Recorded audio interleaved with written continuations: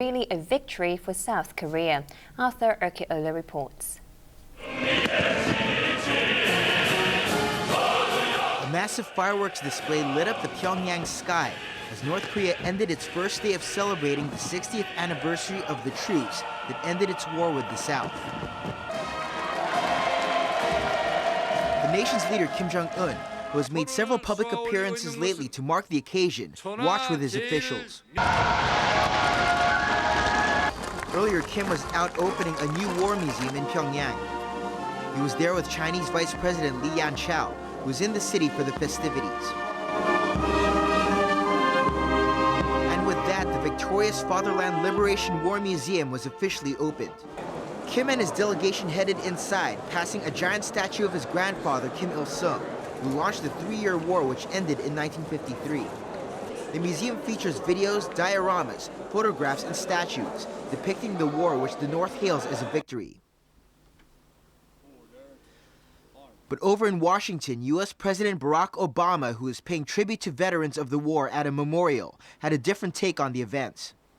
We can say with confidence, that war was no tie. Korea was a victory. When 50 million South Koreans live in freedom, a vibrant democracy, one of the world's most dynamic economies, in stark contrast to the repression and poverty of the North, that is a victory, and that is your legacy. The event was also marked at the United Nations Command in South Korea. Armistice Commission officials gathered at Panmunjom's Truce Village. They used the occasion to call on Pyongyang to take steps to dismantle its nuclear program and improve its relations with Seoul. Earlier this year, tensions were high with Pyongyang threatening war with the U.S. after the UN slapped sanctions on the reclusive state following a rocket test. Arthur Erkiola, ATV News. There have been more protests in Tunisia in the hometown of slain secular opposition figure Mohamed Brahmi. But first, now a roundup of international news. The U.S. has expressed grave concern after dozens were killed in violent clashes in Egypt. The violence began Friday night when supporters of ousted President Mohamed Morsi tried to extend a sit-in to a major road and police fired tear gas.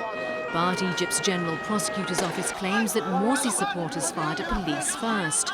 The state news agency also reported that the pro-Morsi crowd attacked security forces with shotguns, pistols and Molotov cocktails. Thousands of Morsi supporters have held a sit-in for more than 3 weeks outside a mosque in Nasser city. They're demanding that Morsi be reinstated as president and that dozens of Muslim Brotherhood leaders who were detained following his 3rd of July ouster be released. Bodies wrapped in white sheets were laid on the floor of a Brotherhood morgue, their names scrawled on the shrouds.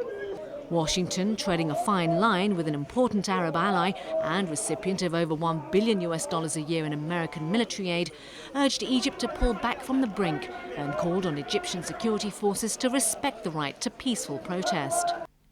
U.S. Secretary of State John Kerry spoke to 2 senior members of Egypt's army-installed interim cabinet, expressing his deep concern. Still, Brotherhood activists warned of worse bloodshed if the security forces did not back down. Police fired tear gas to disperse violent protests in the southern Tunisian town of Sidi Bouzid, cradle of the country's revolution and hometown of slain secular opposition figure Mohamed Brahmi. Thousands of protesters chanting anti-government slogans had earlier joined Brahmi's funeral march in the capital, Tunis. Down with the party of the Brotherhood, chanted mourners, referring to the ruling Ennahda party's affiliation with the regional Muslim Brotherhood religious group. Tensions have run high in Tunisia since Brahmi's assassination on Thursday, and large protests throughout the day were met with police tear gas. In a bid to stave off unrest amid intensifying protests, particularly in the capital, secular coalition partners of Tunisia's ruling Islamist party said they were in talks to reach a new power-sharing deal. Sport news. Reg Cho's unbeaten run continues after the Hong Kong fighter triumphed over Thai challenger Rosalie Samoa in a majority decision. Donning black shorts, Cho was restrained by his experienced opponent's heavy punches early on in their 6th-round bout in Macau last night. 2 of the 3 judges ruled in Cho's favor, enabling him to extend his winning streak to double digits.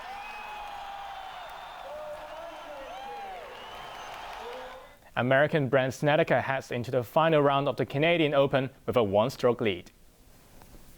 The American dazzled the crowd with a 9 under 63. Sitting one stroke behind is David Linkmer as the Swede looks for his maiden PGA Tour title. Overnight leader Hunter Mahan quit after hearing his wife had gone into labor.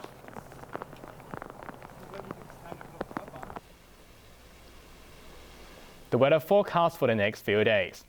Brightening up tomorrow with a top temperature of 32 degrees, but turning cloudy again later in the week. Here's a look at the weather around the world.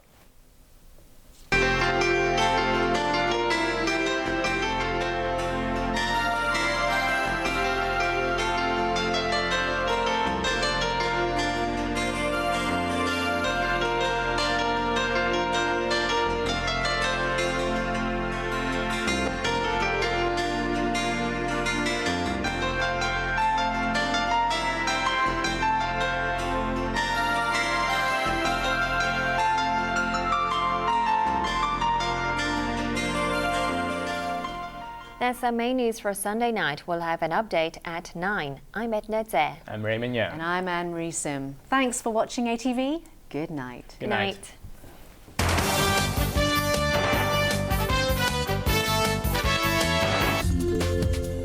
Just to remind you, tomorrow's main news and weather report will be telecast at 7:30. Stay tuned.